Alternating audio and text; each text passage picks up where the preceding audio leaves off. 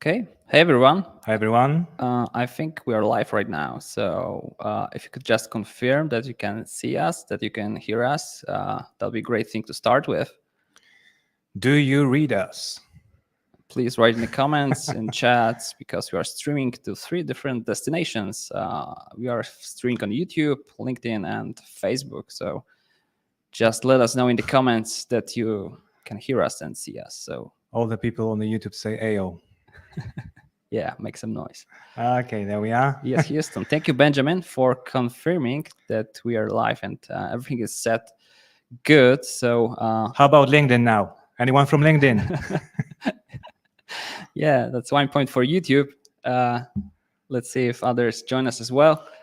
Yeah, so let's wait a couple more seconds for attendees, and I think we can start really soon. Okay, yeah, YouTube is winning this definitely. Yeah. They have us. They have a head start, definitely. Anyone from LinkedIn? Hey. Okay, so if we have a confirmation that we are all good, yeah, let's roll.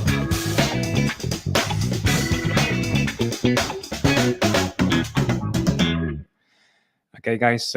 Once again, warm welcome here. Just in case you missed our bios, just a couple of words about ourselves. I'm Patrick. I'm a customer success specialist here in Landingi, which means you'll probably stumble upon me somewhere in the process, especially when you're starting with a platform. My advice, I teach how to use Landingi in the most effective way, and hopefully the knowledge we have to share today, you'll find of use. Here's to Andrew. Yeah, I'm Andrew. I am a CMO at Landingi currently today, mainly as a broadcaster. So Patrick will hold the floor for most of the time. But yeah, let's jump straight into the topic. So Patrick, let's go. Okay, what we are going to talk about today is marketing personas. A lovely title, persona. A persona you'd like to know. Everyone should have a special persona in life, but that one is especially useful if it comes to marketing. As you can see, we've already have our presentation here. We're going to do a quick run through today's agenda. So as you can probably hear, we're starting with the definition of a persona and coming right after, what do I need personas for? Obviously, there is a reason for creating such. How to create a persona, meaning what information you should include while creating a persona. How many personas do I need, or do you need in that example? And that is a topic of a huge variety, so we're going to stop on it a little later on.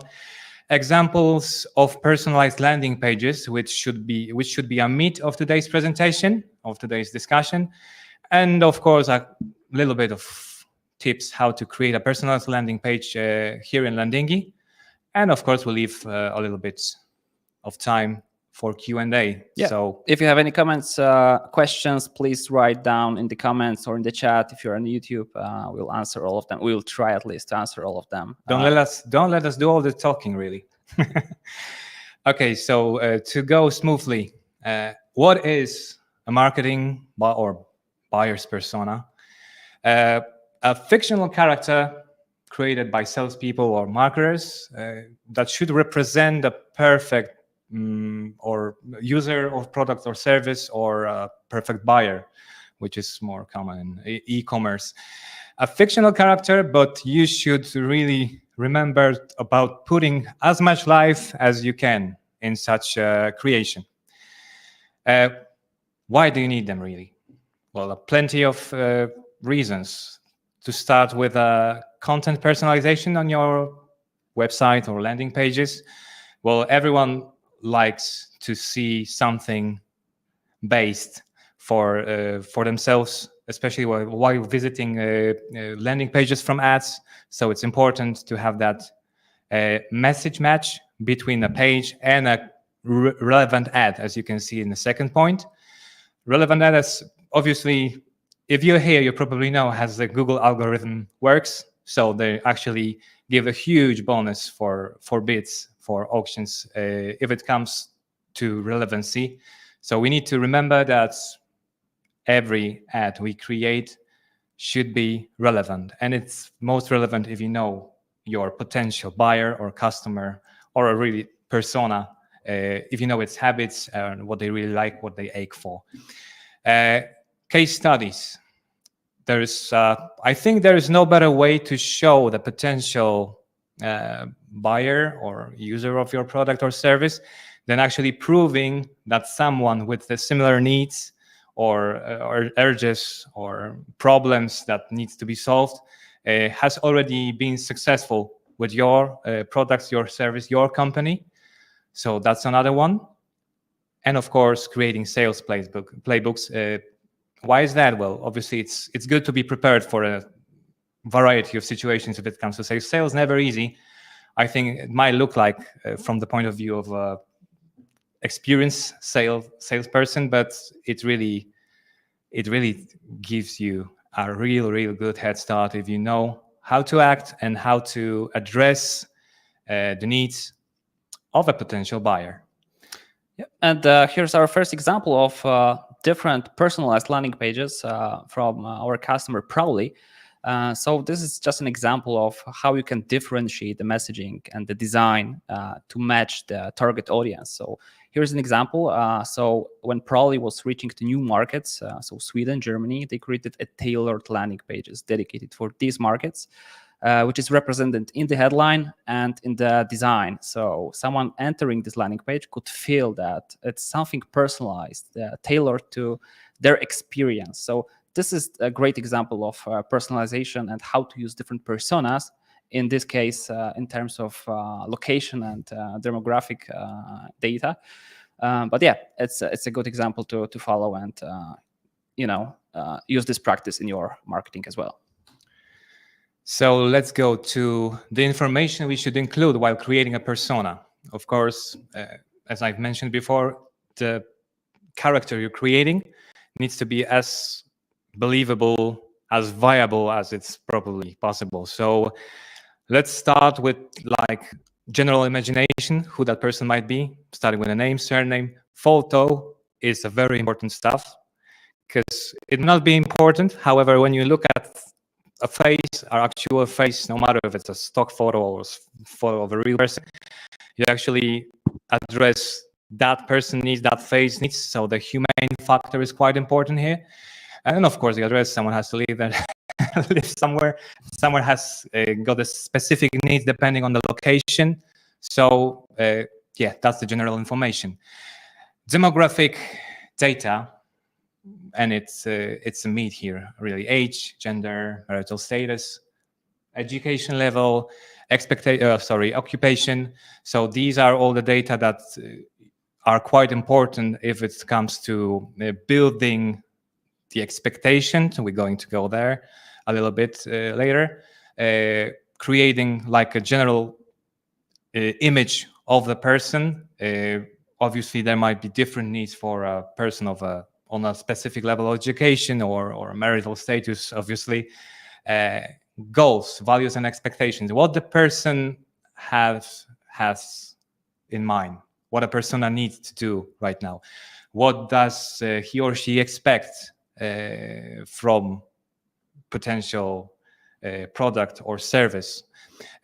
Hobbies, that's important stuff. We tend to spend a lot of money on our hobbies. We give like half of our lives now, if only, to our interests, to our hobbies. So that's particularly important and worth underlining here. Additional information, habits, rituals, problems. Yeah, that's something we need to address. We need to address the problems, especially, or fill the gap between the habits, or try to break habits, or show them some new habits they actually can develop. Yeah, and before we jump to an example, I would like to underline two of these sets of data, especially. So first of all, values and expectations. So what kind of benefit we can give to our target persona? That's one thing. But second thing, problems. If we know the problems of our target audience, of our clients, we know how to possibly help them solving these problems. So we could write some kind of content article about the problems and how to solve it. We can show a case study. We can show different ways of solving this problem. So this should be potentially interesting to our target audience and persona. So that's for my part. And here we have an example of a persona, as you can see, starting from the general information on the top. Miss Susan Smith, or Mrs. in that case, as we can see. Oh, sorry. We got name, we got address. Later on, we go into demographic, obviously, age, which gives them an idea of needs and a certain period in her life. She's married, so that gives us another couple of ideas. Level of education, occupation, and from occupations we're jumping through goals she has in mind. She's obviously a recruiter now, but she wants to start her own HR agency, which opens a potential window for HR or management online course sellers, etc. She wants to move to a house, another window from property sellers. So plenty of field to potential sellers here. Hobbies, cooking, didn't want to go cliche, but I love Italian cuisine, so Susan likes it too. Traveling, Mediterranean countries, so you have probably general idea on how it should go and what opportunities it opens. If it comes to reaching out to Mrs. Susan Smith, and additional information. Despite running a career, Susan is thinking about starting a family, and she wonders if she will be able to manage it all. As we all know, running a successful career, it's hard enough, and let's add a family there. It's all woo. Mm-hmm. Yeah, and it's just to give you more hints about it. I think you should be the most specific you can be. I mean, you should put all this information. They shouldn't be, very random. This is, of course, an example, but if you can put the right context in the persona sheet, that would be very, very helpful for your marketing team, actually for your whole company, because things you write in this kind of sheet address the problems, the expectations, all the things that are relevant to your product or service, so we can, build possibly best experience for your persona. How many of such personas do we actually need? Well, my favorite answer highlighted, it always depends. It depends on the scale of the project, meaning when you're starting, let's say with your first product or first service, first course, it's good to have, I think, at least two to show like the polar approach to certain objectives. So you can compare them to or present your ads, present your product from two different points of view. And of course, later on, while your campaign grows, scales up, while your company grows, while you add more products to your offer, it's good to have more personas to fill in those gaps between those two polar ones, to make sure that pretty much every possible need that could be relevant for your service, for your company, can be addressed. If it comes to sales, it's specifically important because salespeople tend to create like a dozen personas for a single product. So imagine they have a very big offer or of specific types of products. Personas goes in dozens or even more. Yeah, I think it's good to do as much as possible, but of course you have to segment your audience clearly and address all the proper messages to proper personas to get the best results in terms of conversion rate and giving your audience the best experience. So keep in mind that segmentation of your audiences and channels and email base probably is also essential in this part. Okay, so I think we are through the first part. Let's see some examples of different landing pages, and Patrick prepared a few of examples made by ourselves. Plus, we have one customer example, which will give you a better picture of how we can build personalized landing pages. What is the difference between different variations? What's changing, and what to do to give your customers the best effect. Okay, so we started with a pretty simple product here, just to show you how personas can be used from really basic stuff for real basic products. So we have a blender here, a blender prepared for 3 personas, for a sport person, for a busy person, for a parent. Let's start for a sport from sport enthusiast. Eat better, train more. So we've got the header here that actually indicates who is the addressor of the page. We are going through call to action through the description of product, which varies, which I show later on, showing actually how important it is to have a healthy meal if it comes if you're training or you're doing any kind of sports. Here we have the reasons, so the benefit language, really. Why should you get the blender here? So the points, the icons are pretty much here to indicate that it's quite important for a sports person to have a blender. Of course, another 3 points of why it is important to have that blender here. What's important here, it's having the images indicating healthy, happy, sporty people. And later on, client reviews, which is also important. They have to be personalized. The clients needs to be sport related to have an impact on the opinion of every sport person that want to buy the blender. And of course, it needs to be changed, replaced for any other persona. So let's go straight to another example, which is, I believe, a parent. A parent. What is the main value for a parent if it comes to buying that wonderful blender? Of course, having fun while preparing meals, to explore new tastes. As you can see, we have another image here showing mom with her child preparing something delicious. I believe it's something orangey. I like it. As you can see, the icons has changed. They vary from the previous example. A little bit of different images over here. More of benefit language here. So more time for you.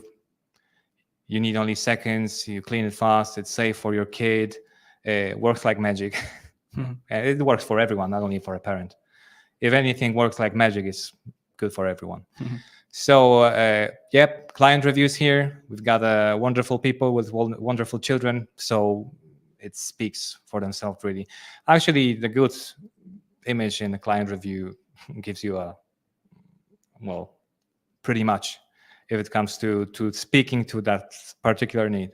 Yeah, and as you can see, these 2 landing pages have the same layout, I would say. Just the content varies. So if you are targeting different personas, it is essential to use different language, maybe not varying that much, but personalized to specific target audience. Plus using images in terms of showing the product in the right context, how the persona is using the product or service. Plus giving social proof from the same target group, which will, be more credible for the audience to trust these kinds of reviews. So this is the way to do it. Okay, a quick run through the third one, which is a busy person on a run, obviously showing some different pictures, but a different language as well. Actually addressing the lack of time, having unhealthy snacks all the time, and all the problems that actually people on the run are facing every day. So as you can see, saving time, not much mess left after doing it. Social proof, underlining like the fast way to prepare a meal, saving time, addressing the actual problem of not being a cook and not being able to prepare anything edible, which is actually my problem. And that's pretty much it. Layouts the same, images varies, language varies, and it does a lot. It does a lot. It's make sure the person you want to have in your client's portfolio read the things you want. Yeah, and these were like examples made by us, so very personalized. Each variation was very personalized to different target persona. But now let's see a real life example, which are landing pages from our customer. Actually, we translated because it was in Polish, so we want you to have better picture of what is it all about. But what I would like to point out is that mainly our users, our viewers of our landing pages, just read the first, maybe second section of the landing page. So it is essential to build this tailored communication and messaging in the very first section. We can call it a hero section. So yeah, let's see the example. Yeah, the things we're talking about are the things placed above the fold. So what we can see on this is a coffee selling company. So they're selling to specific personas, to a marketing agency, to a barber, to a law office, and to a actual coffee shop, really. Well, where to sell coffee anyways. So this one is for marketing team. The first section really does the job because it's showing like a team during I would say a classic brainstorm. They're very enthusiastic about what they're doing, so they probably already had a cup of coffee. That's how I act after a cup of coffee, at least. I think you're acting like this all the time. Can't help it. So the headline, full of flavor and aroma that will stimulate your team to action. Yep, that's pretty much it. It speaks for themselves. It shows the right people that actually need to buy this coffee. And jumping smoothly to another one, we have a barber here. Nice quality photo showing a barber in action, and probably a cup of coffee standing somewhere by the mirror for the customer to sip during this relaxing stuff over here. Let's just translate the header to have a better glimpse on it. Top quality coffee that fits in your living room. Oh, it could be living room, could be a barber. Translation could be better. Translation could be better, yeah. But you get the picture. It's personalized for different use case, showing barbershop. So yeah, it gives you the personalized experience if you own a barbershop. So this is all about it. Actually, in this case, only the images could do the job because, as you can see, they're quite nice. The first one, the second one, they're actually indicating what's going on. Let's see here. Okay. Best coffee you've ever made in your cafe. So yeah, we got that nice. I don't know how they're doing it. I love it. Every time I go to coffee, I come. I think you could get some kind of a course, to I'll definitely do it one day. I'll definitely do it one day. It's really it's shame to drink it. Okay, so yeah, we have that lovely cup of coffee here, and then actually best coffee you've ever made. So what's not here to like, really? Yeah, let's see the last examples, and right after that, we'll show you how to build personalized landing pages. Okay, so let's go through here. Oh, that's the important stuff. Premium coffee, such as your law office. So yeah, it's quite important to have that image here, indicating like the seriousness of the establishment, showing how official it looks to have a good cup of coffee while waiting for your lawyer. So yeah. As you can see, the first section above the fold doing the job, because as we go down, further down, we can see that all of these pages looks pretty much the same, showing the details of offer. But the first section really helps and indicates good knowledge of good practices if it comes to a personalization. Okay, so these are the examples of personalized landing pages. Now let's see how to build personalized landing pages really quickly and really easily. So Patrick, go for it. Okay, so let's go to a Landingi platform because obviously we'll be operating in here. No surprises. We have a landing page, Persona 1 landing page built on a pre-made template. So what are we going to do? It's just to click just twice. The first one here, duplicate. Let's just name it landing page persona 2. And let's go through here and pretty much here. That's the duplicated page. Duplicated page. The only thing you need to do is to just change the stuff here. Yeah, so you just put a different header tailored to your persona. You have to remember that what are the problems of the second persona, what are the needs of the persona, and just tailor the communication. So headlines, all the copy on the landing page. Remember, the first section is most important here because it's the first impression when someone lands on the page. So make it the very best. So yeah, changing headline. Then we can change the background image. So just to tailor the context of using our product or service. This is really important to do. You can use our Unsplash integration. So pick from millions of free pictures provided by Unsplash. So really easily you can adjust first landing page, which is tailored to one persona, to in the second landing page, which is tailored to another persona. And you do it by duplicating and adjusting the content. So yeah, that's pretty much it. Thank you very much, Patrick, for showing us all of this stuff. Great stuff. Happy to oblige, ladies and gentlemen. Yeah. If you got any questions, please write them in the comments or in the chat so we can answer them. We'll be hanging around for a while here. So we are waiting for the comments. But first of all, a round of applause for Patrick. That's the one. Thank you very much. Thank you very much. Thank you very much. Yeah, I like this, jingles here. Really nice to use. Okay, let's see if we have any questions down the road. Okay, I can't see anything. We need more fonts. Okay, so my midlife coach asked about more fonts in the editor.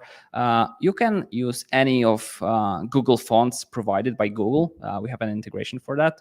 Besides that, you can import your own font. So upload the font files so you can use it in the editor and on landing pages as well. So no worries with that. I hope this helps. Okay. Any other questions? Yeah. Regarding the topic of today's discussion? Yeah, we've got a couple of minutes left. So if you have any questions, just write them down and we'll try to answer them. Let's listen to some music meanwhile.